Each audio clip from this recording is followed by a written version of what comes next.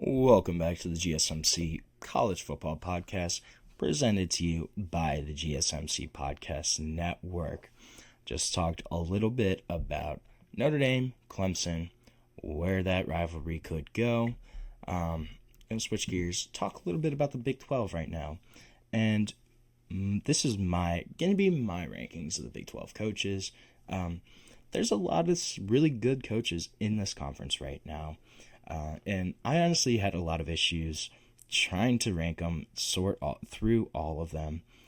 But so right now I have in the last position Scott Satterfield from Cincinnati, head coach of the Bearcats. And this is not bashing on Scott Satterfield, but it's just the state of the Cincinnati program right now. Took over for Luke Fickell. Kind of appeared that he had things going in the right direction last season for Cincinnati. They started out 5-2, ended up losing 5 straight games to end the season. And this is an era that hasn't been super impressive since he took over at Cincinnati. Only 8-16 in the past 2 seasons. Hasn't really been able to kind of recapture the same success that he had at Appalachian State. And then this is still going back to what happened at Louisville. He obviously was replaced. He was hired away from Louisville, but didn't have a strong kind of tenure there either. I think this is a guy that really needs a bowl game appearance to buy himself another season. If they're a 5-win team, 4-win team again next year, I think it's very, very possible that Scott Satterfield is gone from Cincinnati. Since he kind of in a tough spot, they obviously jumped up from the American to the Big 12, so had a little jump in competition. They face Ohio State for a lot of the premier in-state talent, but I think this is a place that could be doing better, and a lot of it probably falls on Scott Satterfield and kind of just what's happening with his coaching staff. And I think at 15 right now is got to be Scott Frost.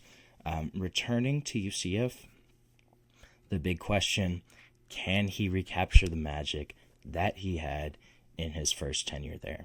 2017 led UCF to that dramatic, perfect season in which they won that bowl game, declared themselves national champions, then left for Nebraska, which was essentially kind of his dream job. He had been the starting quarterback at Nebraska on that 1997 national championship team, and then had a really rocky 4+ seasons there. Ended his tenure in Lincoln with a 16-31 record, kind of really struggled with game management decisions. They had an awful record in one-score games. It was like 5-22 during his tenure. So just wasn't making the correct decisions when it came to crunch time. Had a couple decisions that really cost him games.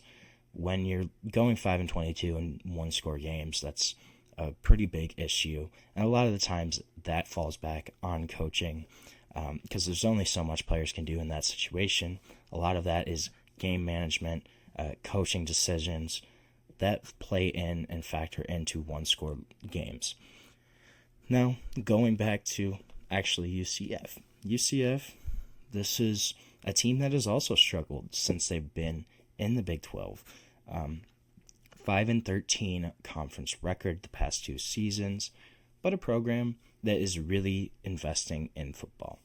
This is, in terms of enrollment, this is the 3rd biggest public school in the United States in terms of undergrad enrollment. Not hurting for financials there. They're building a new stadium. They're going to invest pretty much all of this $20 million in football in terms of revenue sharing.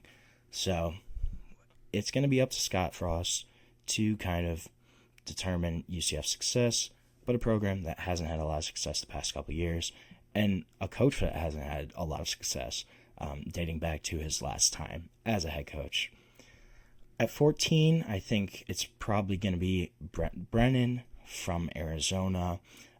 Brennan inherited an Arizona team that had won 10 games in 2023, retained star quarterback Noah Fafita, as well as Ted McMillan, who ended up being a first-round pick in this year's draft. Arizona was kind of expected to contend for a Big 12 championship this year. Instead, lose 7 out of their last 8 games, finish 4-8 on the season, really kind of fumbled the keys to what was a good situation under Jedd Fisch, who left for Washington. It's really kind of hurt Brennan's position with the fan base. He's going to start the season on the hot seat, despite only being there really for 1 year. The fact that Arizona was so highly regarded going into this last season and then finished so poorly, as well as Arizona State, their in-state rival, killed it last year. They won the Big 12 and just had a great season overall. So when you compare that to what happened at Arizona, that's going to put a lot of pressure on Brent Brennan, and it's going to be up to him to really kind of change things around after a year that was super disappointing. I also think that at 13, I have Dave Aranda right now from Baylor. So this is an interesting situation, right? Because 2021, Dave Aranda's there. Baylor wins the Big 12 championship. But then 22 isn't a great season. 2023 was awful for Baylor. Went 3-9, really completely looked lost. Dave Aranda is a defensive guy. Their defense was terrible that year. So he honestly almost got fired during that time. And it wouldn't have been a decision that was questioned, but Aranda's gone back to calling the defense, hired Jake Spavital to kind of man the offense. So they turned it around a little bit last year. Went 8-5, had 6 wins in their final 7 games. And this is going to be the key this year, is maintaining the success. He has starting quarterback Sawyer Robertson coming back, has a couple different pieces. But this is a guy that has yet to finish over 500 in back-to-back seasons in Waco, Texas. So a guy that I think has the talent, just needs consistency from a year-to-year basis. That's really the big question mark here with Dave Aranda, is how consistent can you be? Can you win in back-to-back years and not have this crazy turnover every single year? That's going to be the big question mark for Baylor. But like I said, they have their quarterback returning, have a couple big pieces returning. If he somehow falls under 500 again, I think this is, again, a situation where we could see Dave Aranda really being on the hot seat this upcoming season. At 12, this is a guy that I wasn't really sure where to place on this list. From prior success, I think he probably deserves a little bit higher, but this is a position and a university where it's a lot of question marks. I think 12 right now, just looking at the Big 12 kind of layout, is Rich Rodriguez from West Virginia. So West Virginia, they're obviously hoping to bring back Rich Rod, revitalize that program, had some success in the 2000s. I don't want to talk too much about him because I'm really going to dive deep into Rich Rod on my next segment. But a guy that went to Michigan, had a really rough tenure at Michigan, bounced around a lot then after, but revitalized his career the past few seasons at Jacksonville State, where he guided them into the FBS levels, captured the Conference USA championship in 2024, and now gets another shot to kind of revitalize a West Virginia football program that has been struggling. So Rich Rod, I think that's going to be an interesting situation of how it all shakes out. I don't want to dive into him too much because I'm going to talk about him in a few more minutes. So then at 11, and this is a guy I really like, but I think the pedigree of some other coaches kind of pushed him down my list. I think Willie Fritz out of Houston is the number 11 coach in the Big 12 Conference. And this is, I will say, there wasn't a lot for Willie Fritz to kind of work with in his first season at Houston. Cougars went 4-8 this past year, but there were a couple positive signs that should hopefully give some indication of this thing maybe turning around. Willie Fritz also, he's got a track record of turning teams around. look at his success with Tulane, they really, from the time he was hired to where Tulane has ended up now as really one of the top group of 5 programs pretty much year in, year out, most of that is due to Willie Fritz and his coaching there. So I think this is a team in Houston program that could really be in the right direction, on the rise. But again, they're 5-13 since joining the Big 12. Like Cincinnati, like I'm blanking on the other one right now. I just UCF. Jeez.